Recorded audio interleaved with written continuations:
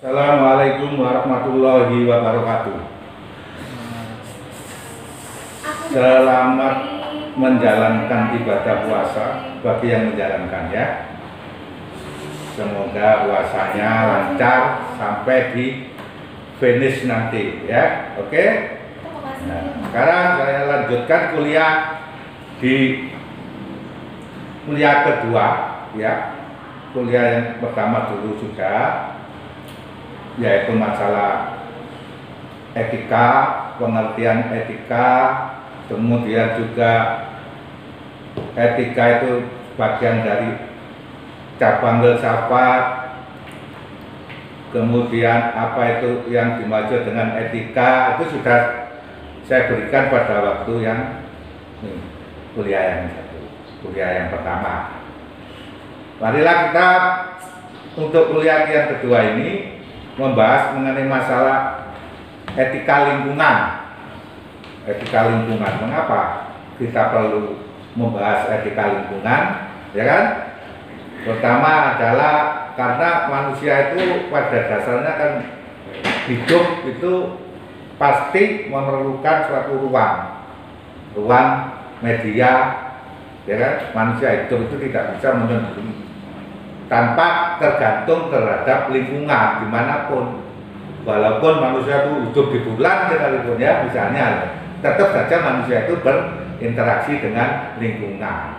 Apalagi kita yang hidup di bumi ini pasti berinteraksi dengan lingkungan, pasti itu, karena manusia itu adalah manusia sosial, manusia yang memerlukan interaksi, tidak hanya interaksi sesama manusia, ya, interaksi sosial, tetapi juga berinteraksi dengan alam sekitarnya. Karena tujuan daripada hidup manusia itu pada hakikatnya juga tergantung daripada kontribusi alam. Bagaimana kontribusi alam itu terhadap kehidupan manusia. Karena itu perlu dipelajari, etika lingkungan itu perlu. Karena apa?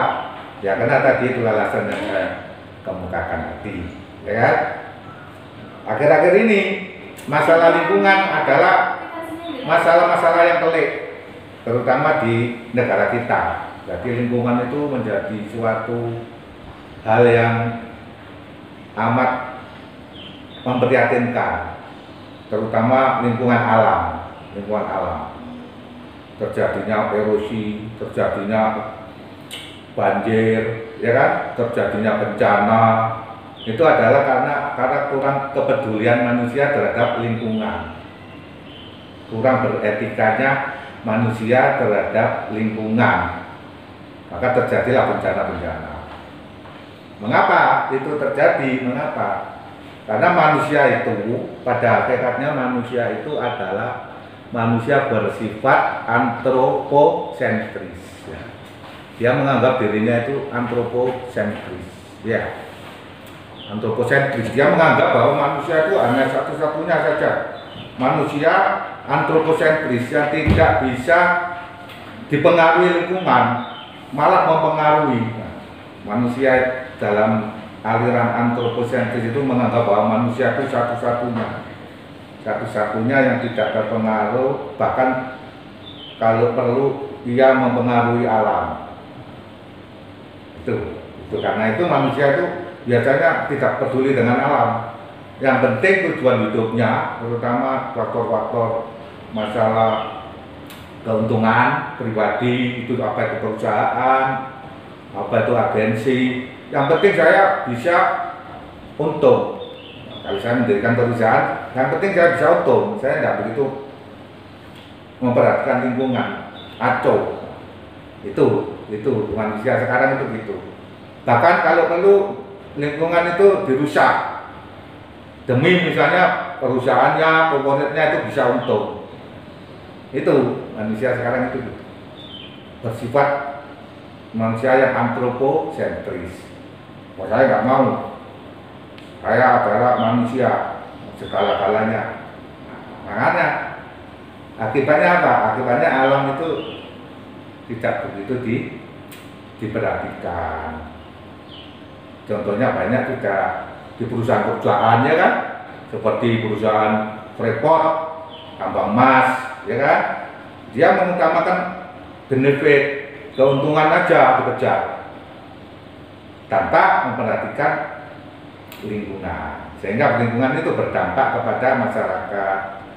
Bagaimana cara membuang limbahnya, itu tidak diperhatikan kita. Karena yang dikejar adalah keuntungan, yang penting saya untung, perusahaan saya. Itulah yang melatar belakangi mengapa perlu etika lingkungan. Jadi lingkungan itu adalah, kalau kita tidak perhatikan, kita rawat lingkungan itu, ya kita akhirnya nanti bisa terdampak. Itu latar belakangnya. Persoalan memang perilakunya manusia itu pada dasarnya adalah bersifat antroposentris tadi. Sebenarnya tidak boleh kita itu harus memperhatikan lingkungan. Karena apa? Karena memang lingkungan itu adalah merupakan suatu faktor, unsur yang saling terkait antara aktivitas manusia dengan lingkungan. Itu. Jadi persoalan perilaku. Bagaimana memperlakukan lingkungan? Bagaimana sebetulnya lingkungan itu berkembang wajar sesuai dengan hukum-hukum alam. Nah, itu harus juga diperhatikan. Itu.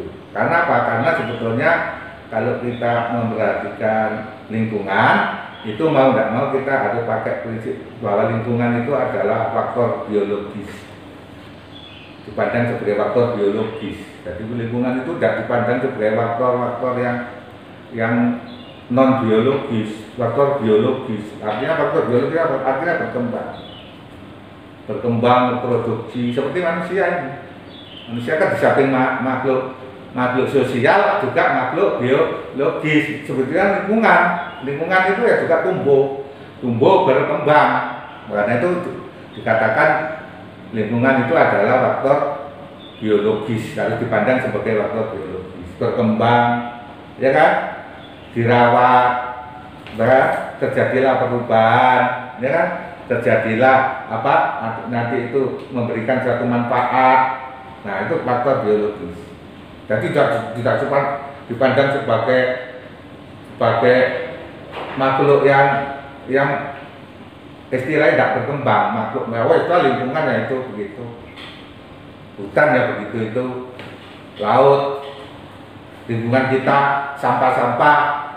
Nah, padahal itu berdampak karena itu semua adalah mengandung arti sebagai biologis, faktor biologis, faktor yang bisa berkembang, bisa berdampak kepada manusia. Itu. Karena itu pentingnya etika atau perilaku manusia terhadap lingkungan, ya. Tidak bisa disangkal, ya kan, bahwa pencemaran, kerusakan hutan, air dan sebagainya itu bersumber pada perilaku manusia. Manusia tidak bertanggung jawab, kurang peduli, ya kan, hanya mementingkan diri sendiri. Tadi itu yang saya cerita. Yang penting perusahaan saya untung, bahkan nanti mencemarkan, tidak peduli. Nah, ada ego. Nah, itu diantaranya itu. Karena apa? Karena mereka menganggap adalah saya antroposentris. Paham antroposentris. Itu adalah mengapa manusia itu biasanya adalah acuh terhadap lingkungan. Seperti kasus-kasus yang saya ceritakan di Papua, di Freeport, atau di Indorayon, di Sumatera Utara. Kemudian kasus sampah di DKI, kasus banjir, semua itu adalah karena ketidakpedulian manusia terhadap lingkungan. Gitu. Demikian juga biokrasinya. Nah, biokrasinya tidak hanya orang per orang, tidak hanya komunitas, kelompok masyarakat saja. Biasanya biokrasinya juga kurang perhatian terhadap lingkungan, biokrasinya. Ya kan? Padahal di sisi lain ada policy untuk reboisasi. Tapi di sisi lain untuk keperluan industri ada policy tentang hutan tanaman industri. Ya, ini sehingga memang ini memang ya satunya menginginkan regulasi, ya kan, penanaman hutan kembali, peremajaan, tapi di sisi lain ada proyek pemerintah yang memerlukan misalnya tanaman hutan, tanaman industri, karena berarti ditanam, kemudian nanti sudah waktunya ditebang, terjadilah penebangan secara besar-besaran. Dan biasanya kalau pengawasannya lemah, itu tidak terkontrol penebangan itu, maka terjadilah apa yang namanya erosi, gundul tanah-tanah, semua gundul, ya kan? Nah, ini terjadi dualisme policy. Kenapa? Yang satu menginginkan penghijauan, yang satu menginginkan hutan tanaman industri ditebang. Nah, ya memang begitu. Namanya policy pemerintah itu ya begitu memang. Tidak apa-apa, berdampingan, ya kan? Berdampingan. Sepanjang ada yang bertanggung jawab mengenai faktor kelestarian lingkungan. Itu yang penting. Kalau ini dilarang nebang, ya gimana ini industri ya? Nah, di sini merawat, menanam kembali, peremajaan, ya tidak apa-apa, teruskan. Policy itu teruskan. Nah ini policy itu teruskan. Memang pemerintah begitu. Kan pemerintah itu kan tujuannya banyak. Dia kan terjadi dari faktor-faktor yang mau dicapai itu banyak. Walaupun tujuan akhir pemerintah itu kan ingin masyarakatnya sejahtera, ya kan? Ya, masyarakatnya sejahtera, maju. Masyarakatnya itu adalah tujuan pemerintah, sejahtera, maju. Tapi untuk mencapai itu kan macam-macam aktivitas dilakukan. Karena itu dibentuklah kementerian itu yang banyak, ya, kementerian untuk menata ekonomi, biar ekonominya maju, dibentuklah kementerian perekonomian, ada Menko perekonomian, untuk supaya hutannya itu bisa menghasilkan, juga bisa memberi dampak kepada lingkungan. Ya kan, itu maka dibentuklah Kementerian Kehutanan, ya kan? Kemudian untuk misalnya supaya cerdas, supaya maju, dibentuklah Kementerian Pendidikan. Banyak kan di dalam departemen itu tercermin bahwa tujuan daripada pemerintah itu memang banyak aktivitasnya banyak. Tidak ada masalah, memang begitu. Dan tidak mungkin misalnya hanya tujuannya itu hanya satu. Wah, ini untuk menuju masyarakat yang adil, makmur, sejahtera, tak bentuk saja departemen satu pendidikan, tidak mungkin. Departemen lainnya itu tidak dibentuk, tidak mungkin. Karena itu ada departemen lainnya itu. Memang demikian tujuan pemerintah. Poinnya adalah ya tadi itu, tidak apa-apa di satu kebijaksanaan untuk menanam hutan tanaman industri dan nanti ditebang. Yang satu adalah untuk pelestarian, tidak masalah. Ini berjalan seiringan. Itu ya. Yang penting apa? Yang penting bertanggung jawab terhadap kelestarian lingkungan. Itu yang penting, poinnya itu aja. Jadi tidak usah nyalakan. Itu kok Pak? Itu yang satu katanya harus dirawat lingkungannya, atau yang satu gimana Pak dengan Freeport? Gimana? Toh Freeport itu ada berdampak lingkungan, tapi kok ada tetap aja Freeport? Ya karena kita butuh. Freeport siapa? Kita tidak bisa menggali sendiri, mengelola sendiri, maka kita butuh orang asing, investor untuk mengelola Freeport. Daripada sia-sia kita diberi kekayaan sia-sia, tidak ada ilmu untuk mengambil, untuk explore, ya kan? Percuma kita ada kekayaan di perut bumi, kita tidak bisa ngambil karena untuk mengambil perlu ilmu. Sepanjang kita belum menguasai ilmunya, eksploitasi, mengelola sampai jadi emas, maka kita perlu orang lain, investor. Tidak peduli investor dari mana, tidak peduli. Itu. Jadi di sisi lain juga perlu untuk ekonomi, ya kan, pertumbuhan ekonomi, ya, untuk investasi, pemasukan pada keuangan negara. Tapi di sisi lain terjadi pencemaran, ya kita awasi. Siapa yang awasi untuk pencemaran itu? Ya pemerintah, bisa melalui LSM, bisa masyarakat sekitarnya. Nah itulah, kalau ada pencemaran ya diminimalisir. Nah, begitu aja. Jadi tidak bisa kita itu saling menyalahkan, harus dihentikan lah. Nanti kalau dihentikan malah kita tidak dapat sumber-sumber penerimaan negara dari sektor pertambangan itu.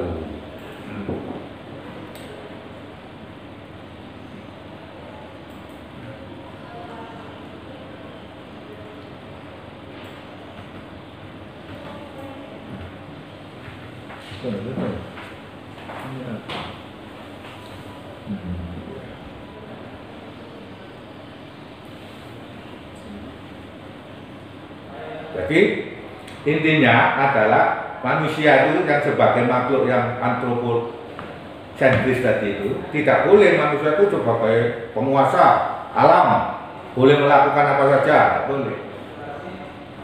Cara pandang ini adalah melahirkan perilaku yang bersifat eksploitatif tidak boleh. Eksploitatif itu adalah mengeksplor secara berlebihan.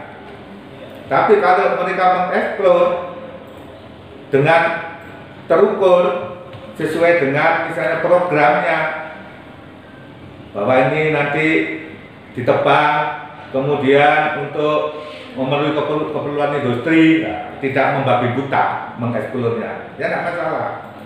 Tetapi manusia kan punya sifat yang serakah biasanya, sehingga dia itu tidak memperhatikan norma-norma lingkungan. Yang penting adalah keuntungan. Nah itu bahayanya itu. Maka mereka bekerja membabi buta untuk mengeksplor daripada alam. Itu tidak boleh. Jadi tidak boleh ya. Itu memang dari pandangan-pandangan para pakar di barat sana memang sudah dicanangkan bahwa pentingnya lingkungan itu untuk dijaga, untuk ditata. Jadi jangan semata-mata memperhatikan keuntungan lingkungan terus dikorbankan. Itu ada dalam teori itu bahwa kita itu harus mencapai produktivitas, itu juga harus memperhatikan daripada faktor lingkungan. Jadi tidak hanya produktivitas dicari, tapi lingkungannya rusak, tidak boleh. Itu bahkan kalau begitu pembangunan itu tidak berhasil kalau hanya satu sisi di benefit saja. Tapi juga memperhatikan lingkungannya juga baik, ya kan, berdampak baik pada masyarakatnya, tetapi dieksplor bisa untuk memenuhi kebutuhan daripada pemasukan dari kas negara, tidak apa-apa. Itu intinya itu harus keseimbangan. Yang penting adalah keseimbangan itu tadi. Karena itu di etika ini diingatkan gitu, karena sifat manusia yang serakah, sifat manusia yang biasanya tanpa batas, ya kan, dengan situasi sekarang yang mereka mengejar daripada money ke uang, ya kan, karena itu harus diingatkan. Kalau ada yang mengingatkan kan mendingan tidak loss daripada tidak ada yang mengingatkan. Maka eksplorasi secara besar-besaran. Nanti anak cucu kita yang rugi kalau alamnya rusak semua. Alamnya suara buka semua berusak, anak cucu kita nanti tidak akan mendapatkan manfaat lagi. Itu.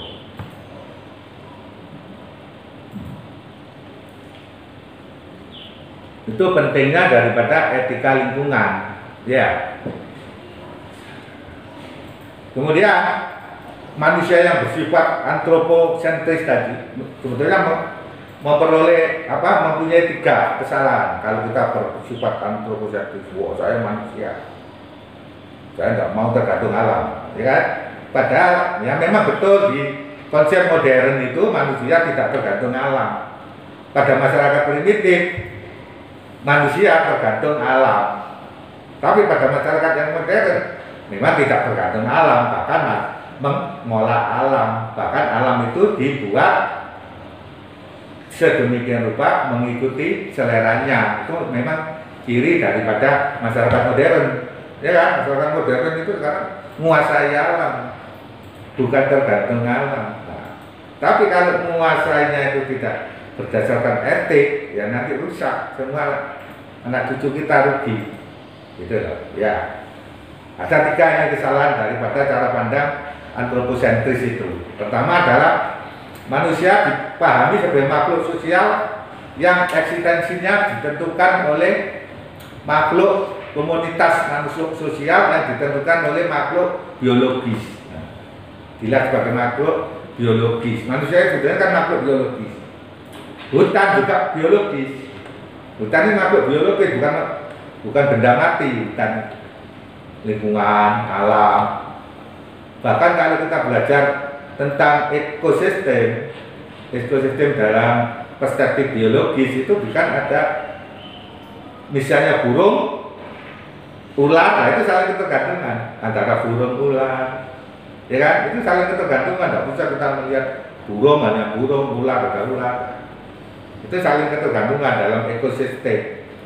Adanya burung ya adanya ular, misalnya di hutan. Karena kalau tidak ada burung, ular makan apa? Kalau tidak ada habitatnya, yang makanannya ular habis, tikus-tikus apa, ya kan, serangga, kemudian kuras semua, maka makanannya tidak ada sehingga mereka apa? Mereka bisa jadi makan manusia. Nah, ular yang makan manusia kan ada habitat. Itu karena makanannya sudah tidak ada, atau alamnya dirusak sehingga makan manusia terpaksa, ya. Padahal apa? Secara ekosistem itu saling berhubungan antara pohon dan banjir, kan saling ada koneksitas antara pohon dan musim, ya kan? Itu koneksitas, gitu. Jadi itu kesalahannya bahwa manusia itu tidak memandang sebagai makhluk biologis. Demikian juga hutan alam tidak dipandang sebagai perspektif biologis dalam arti bahwa mereka dipandang sebagai makhluk yang mati, itu sudah kita kuasai. Nah, itu kesalahannya. Karena itulah penting daripada etika daripada lingkungan. Apa tujuannya? Memelihara lingkungan supaya lingkungan lestari, supaya bermanfaat, ya kan, terhadap apa? Terhadap manusia itu sendiri. Demikian juga. Jadi lanjut ya. Jadi menurutnya manusia itu ya dipandang sebagai makhluk sosial, tetapi juga harus dipandang sebagai makhluk biologis. Di samping makhluk sosial, manusia itu haruslah dipandang sebagai makhluk biologis. Demikian juga lingkungan itu harus dipandang juga sebagai makhluk biologis, sehingga terjadi suatu interaksi yang sama-sama hidup. Makhluk biologis kan hidup, proses, ya kan? Tapi biologis, satunya makhluk mati, biasanya yang biologis ini yang menguasai. Karena biologis ini punya jiwa, punya pikiran, punya ide, ya kan? Punya perasaan. Tapi yang mati ya sudah dianggap mati. Benda mati gimana? Sifat benda mati itu ya begitu. Nah, kalau pandangannya demikian adalah salah, ya kan? Dalam perspektif etika lingkungan, maka dipandanglah bahwa alam itu juga sebagai makhluk biologis. Jadi sama-sama istilahnya itu adalah sama-sama berkembang, sama-sama diberi kesempatan untuk bisa berkembang, sama-sama punya unsur-unsur, sama-sama punya elemen-elemen yang hidup. Nah, sehingga apa? Sehingga sisi lain rusak, maka nanti akan berdampak kepada kelanjutannya, kelangsungannya. Nah, itulah dikatakan bahwa pandangan atau perspektif tentang makhluk biologis itu, yaitu makhluk yang menjalin hubungan baik, yang saling menguntungkan. Jangan memandang alam itu ya satu pihak saja, saya yang penting manusia yang untung. Nah, tidak boleh, itu dalam perspektif etika lingkungan gitu. Ya, lanjut, saya lanjut.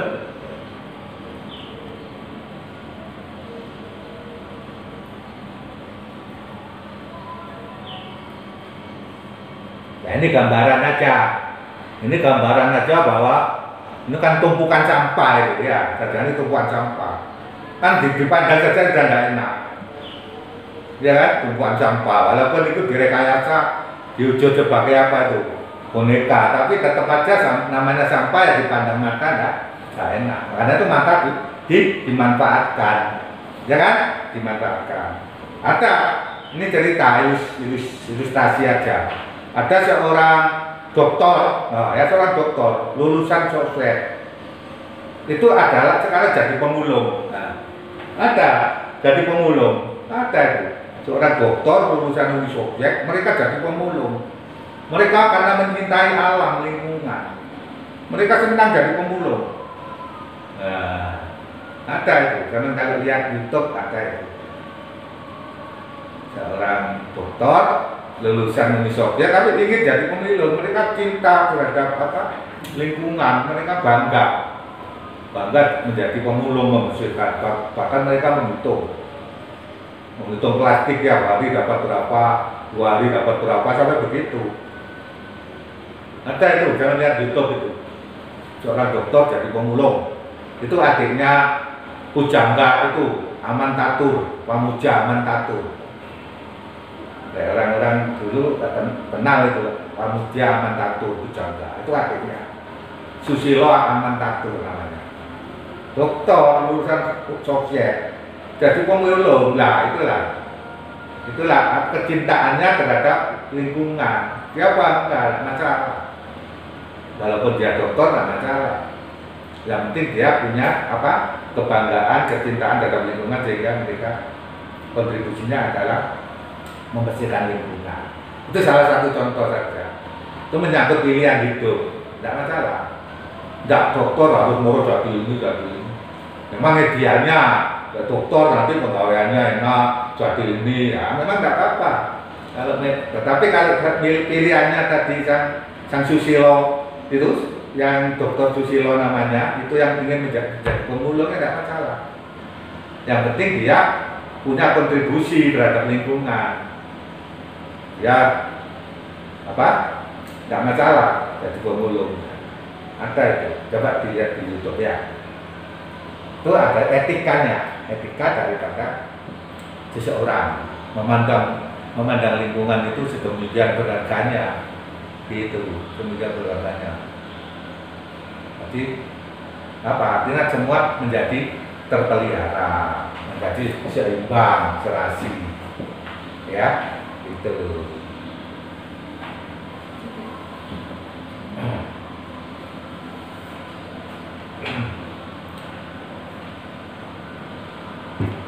Tulisnya lagi 20 ini.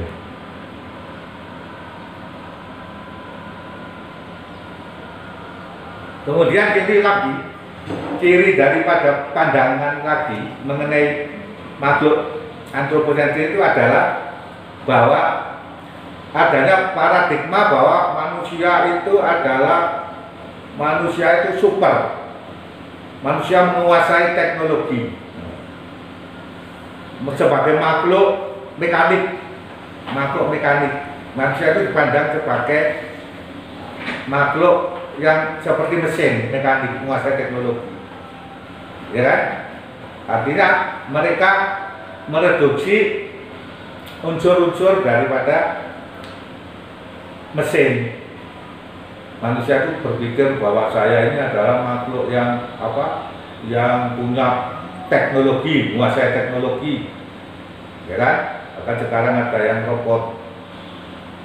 robotis, ya kan? Manusia yang menguasai teknologi, manusia yang tidak memandang bahwa mereka itu adalah sebagai makhluk yang ketergantungan terhadap alam, tapi mereka menguasai alam, ya kan? Dengan ciri manusia yang mekanik seperti mesin. Nah, itu manusia menganggap unggul, menganggap lebih unggul. Karena itu mereka biasanya kalau mereka berpersepsi begitu, mereka biasanya adalah cenderung merusak asalkan dia untung, asalkan manusia untung, alam kita kuasai. Karena kita adalah sebagai makhluk seperti mesin, seperti mekanik.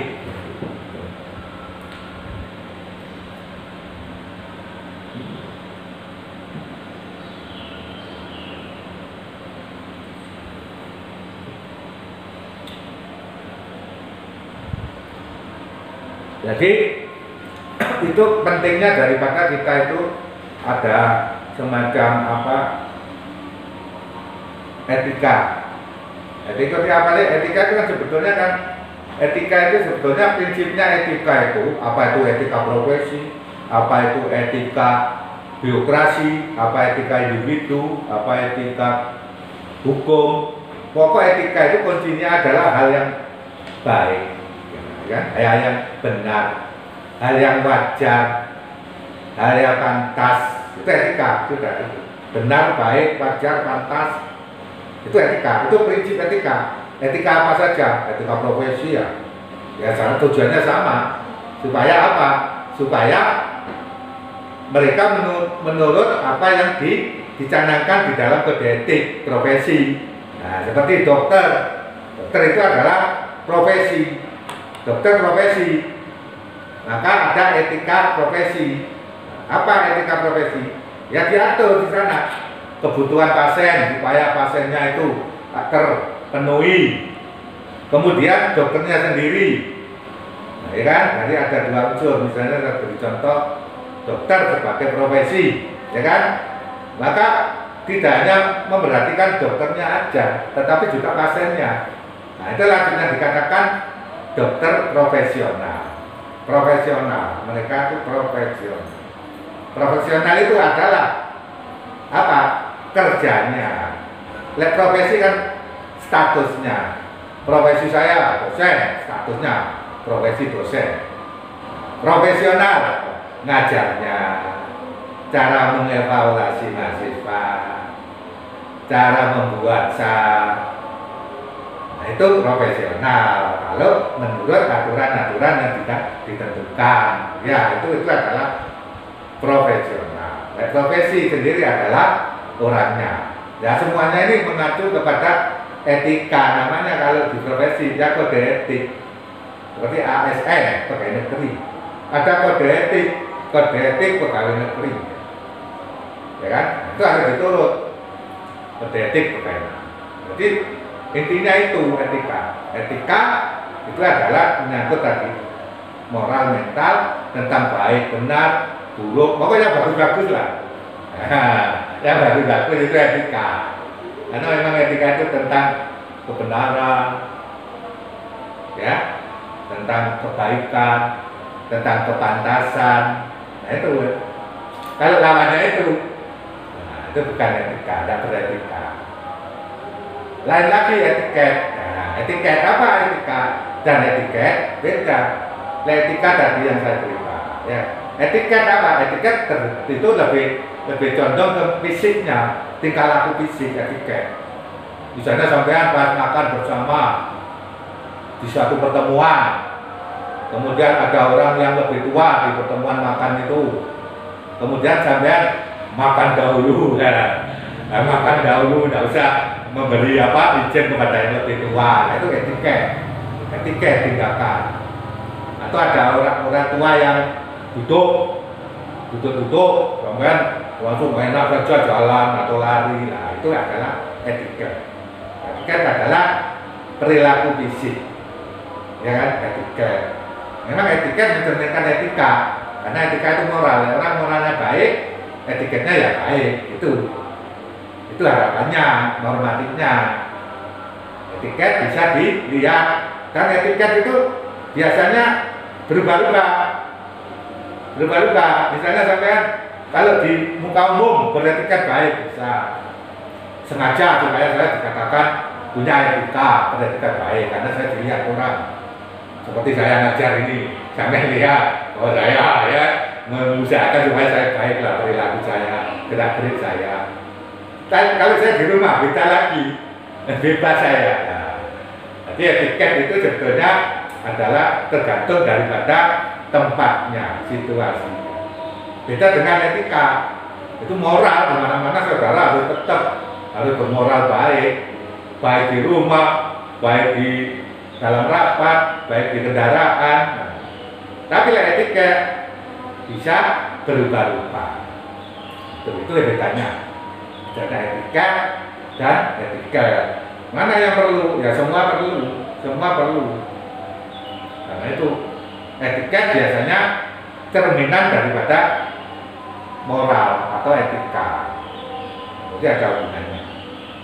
Itu saja sampai misalnya ke hutan, ya, ke hutan, kemudian sampai di sana menangkap, misalnya sedang berburu, kemudian sampai memburu semua hewan di sana untuk kepuasan pribadi. Nah, itu berarti menunjukkan etikanya rendah.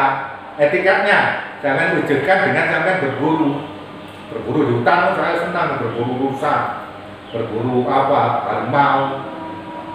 Ada kan orang itu, kelompok orang itu menembaki harimau untuk diambil kulitnya, ya kan? Mereka tidak punya etika lingkungan. Etikanya yang begitu berburu. Apalagi hewan dilindungi, dia buru. Karena langka, makin mahal ini. Maka saya buru. Nah, itu tidak boleh. Itu adalah tidak ada sinkronisasi antara etika dan etika. Gitu ya. Nah, ada pertanyaan?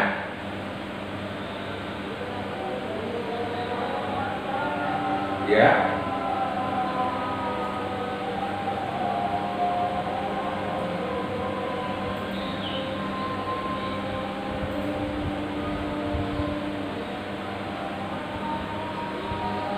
Bukan, etika administrasi publik. Administrasi publik. Ya.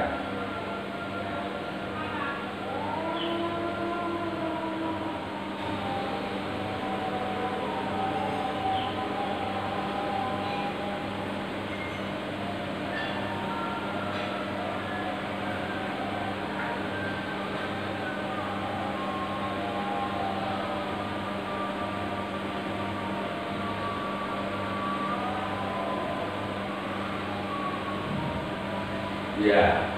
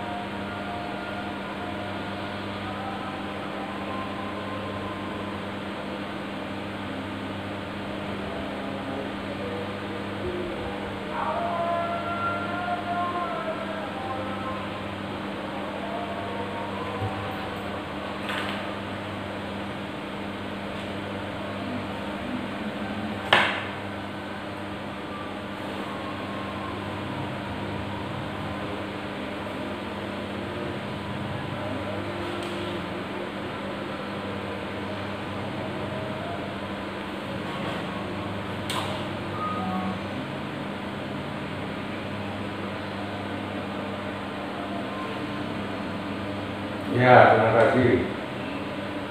Iya, ya. Ya, bisa, bisa. Ini masalah itu adalah masalah daripada policy kebijakan oleh pusat, ya kan? Oleh pusat yang diperuntukkan kepada daerah, gitu ya. Ya, terutama itu di dalam hal apa? Di dalam hal pengerukan apa, pertambangan, bidang apa itu? Reklamasi, di Gresik ada reklamasi. Ya, ada reklamasi. Memang itu begini. Pertama yang penting itu adalah kebutuhan reklamasi itu sendiri, ya kan? Kebutuhan reklamasi itu kebutuhan oleh pemerintah Gresik, pemerintah daerah, atau memang itu kebijaksanaan yang diambil dari pusat. Nah, ini dilihat dulu. Kalau memang itu kebutuhan reklamasi itu, pengurukan laut itu memang kebutuhan daripada Pemkab Gresik, ya kan? Daripada Pemkab Gresik, kemudian reklamasi itu ditentukan misalnya berapa tahun, 10 tahun, 15 tahun misalnya. Kemudian pemerintahan yang sekarang dalam arti bupatinya itu menjalankan apa yang ditentukan oleh pemerintahan pusat, bahwa reklamasi itu harus gini, bupati menjalankan, ya kan? Itu tidak masalah. Oh, nanti setelah itu mereka tidak terpilih 5 tahun, diganti oleh yang baru melanjutkan saja yang baru, tidak masalah. Nah, cuma poinnya adalah apakah reklamasi itu merupakan kebutuhan masyarakat Gresik. Nah, itu dulu harus diketahui.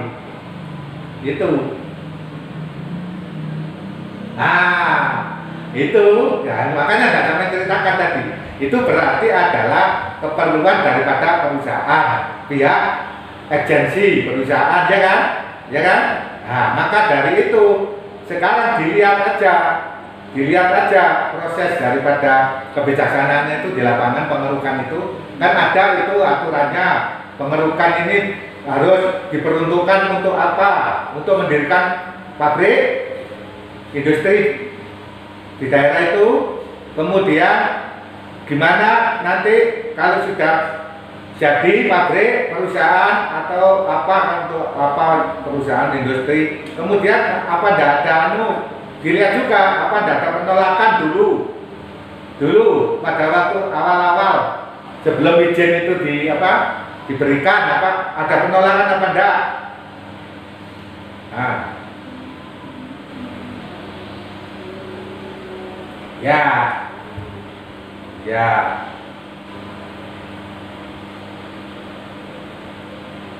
Kejadian.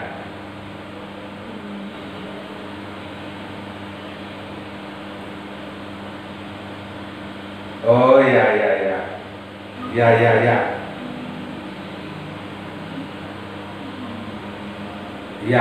Jadi begini, melihatnya apakah bupati yang menandatangani itu atau kerjasama dengan perusahaan itu punya etika lingkungan atau enggak, ya kan?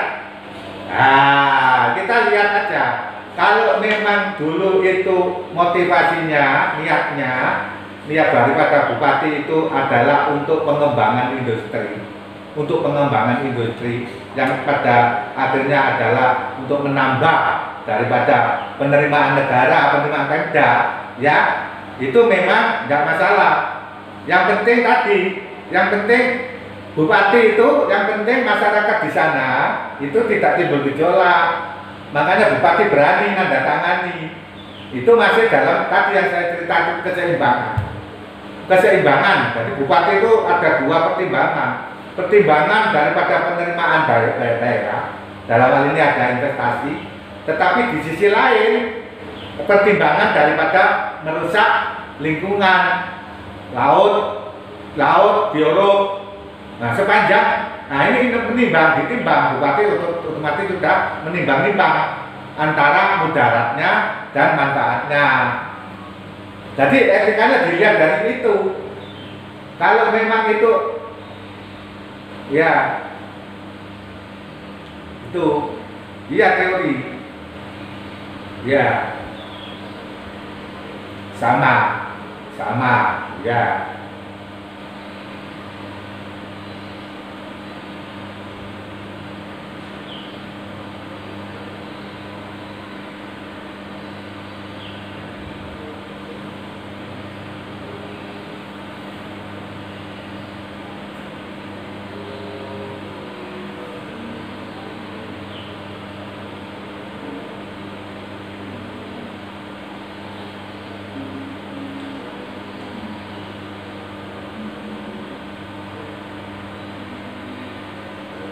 Iya. Iya. Iya.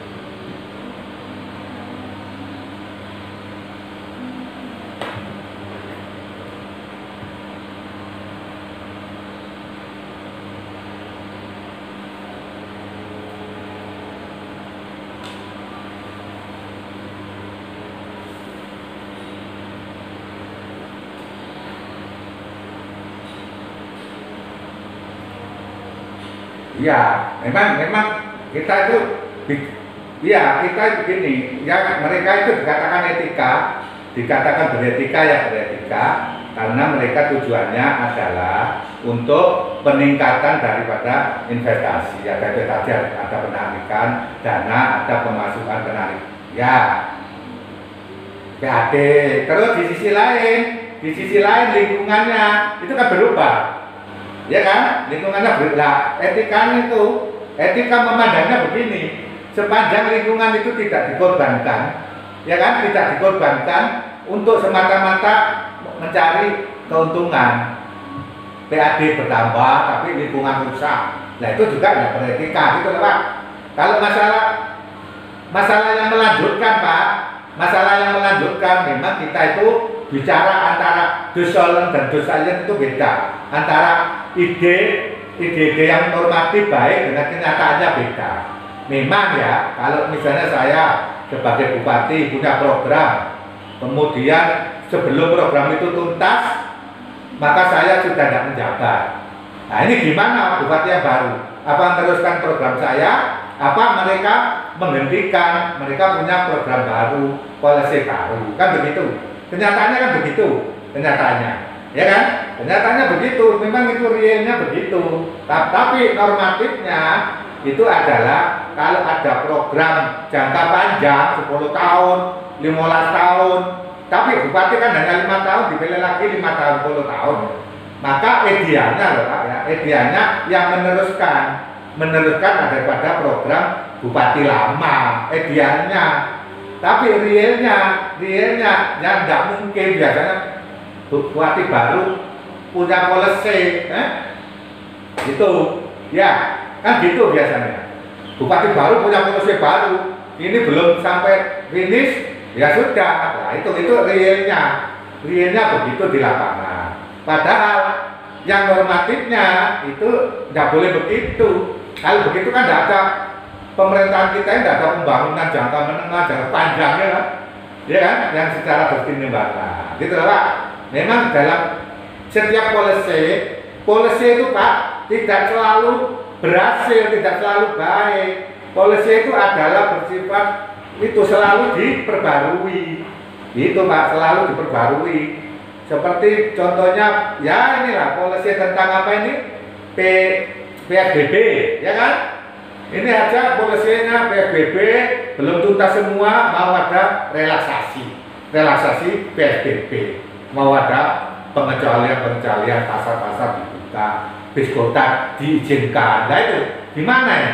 Polisi kok terjadi kontroversi. Yang satu pembatasan sosial berskala besar, sekarang belum berhasil PSBB, ada relaksasi PSBB. Nah, kenapa demikian? Ya tidak bisa disalahkan Pak.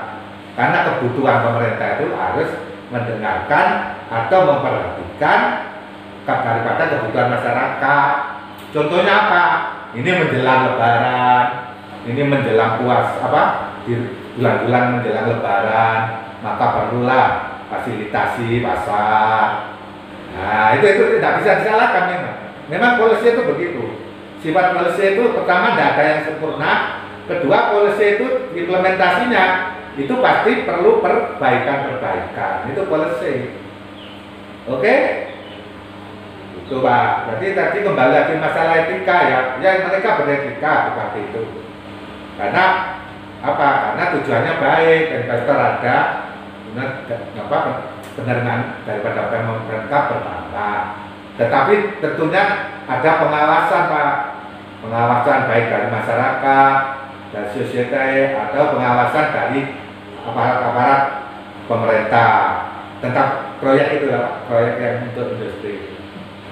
Jadi tidak masalah lah, memang realnya gitu. Kita tidak bisa kita berpikiran yang idealis. Wah, idealis. Kalau gitu maka kalau begitu ya tidak etis, tidak bisa lah. Kita itu yang penting apa Pak? Kita itu yang penting itu sebetulnya keseimbangan. Begitu ya Pak ya. Jadi poinnya etika lingkungan itu adalah perilaku daripada manusia, ya kan, perilaku daripada manusia terhadap alam, agar alam itu apa? Agar alam itu bisa berkembang sesuai dengan habitatnya, sesuai dengan peruntukannya. Jadi tidak boleh diganggu. Perilaku manusia itu gimana terhadap alam? Dalam merawat, memelihara, dalam mengembang biakan alam. Nah itu sebenarnya intinya itu aja perilaku. Perilakunya tentunya adalah yang diharapkan adalah perilaku yang positif, perilaku yang baik lah. Karena etika memang kan hal yang baik aja. Itu aja. Kalau pertimbangan ekonomi, pertimbangan investor, ya memang namanya manusia Pak, namanya komunitas, pemerintah daerah, ya memang ya apa kebutuhan kan. Karena penerimaan negara dari sektor-sektor lain masih kurang. Oh ini Pak ada investor baru mau menanamkan misalnya sahamnya di industri, tapi harus ada pengurukan. Nah itu juga pertimbangannya. Tidak boleh secara etis, ini kayak tolak ya tidak boleh lah. Kalau memang kita menginginkan Pemkab itu tambah maju. Kan indikatornya negara modern itu kan industrialisasi ya. Nah, industrialisasinya berkembang pesat, maka diharapkan ada penerimaan negara atau penerimaan pemerintah daerah yang bertambah. Kalau pemerintahan negara bertambah, APBD-nya bertambah, maka bisa leluasa untuk memenuhi kebutuhan masyarakatnya. Kan itu aja pemerintahan itu. Tapi dana ini cepat, ya gimana? Dana 10 kebutuhannya 15 lah. Ibaratnya gitu lah. Rumah tangga itu. Penghasilan 5 juta, tapi keperluannya banyak. Kan ya begitu. Keperluannya banyak untuk mengurusi masyarakatnya itu, ya kan? Tetapi dananya cepat. Ada investor baru, tapi dengan syarat nguruk laut, ya tidak apa-apa Pak. Bukan moro dikatakan mereka melanggar etika lingkungan, jangan tergesa-gesa. Kita lihat daripada motivasinya. Itu aja kalau menilai apa kepala daerah itu. Saya kira itu ya Pak ya. Saya kira itu ya. Dulu kuliah saya akhiri, untuk kuliah berikutnya mungkin dia seminggu lagi lah. Jadi apa ya? Assalamualaikum warahmatullahi wabarakatuh.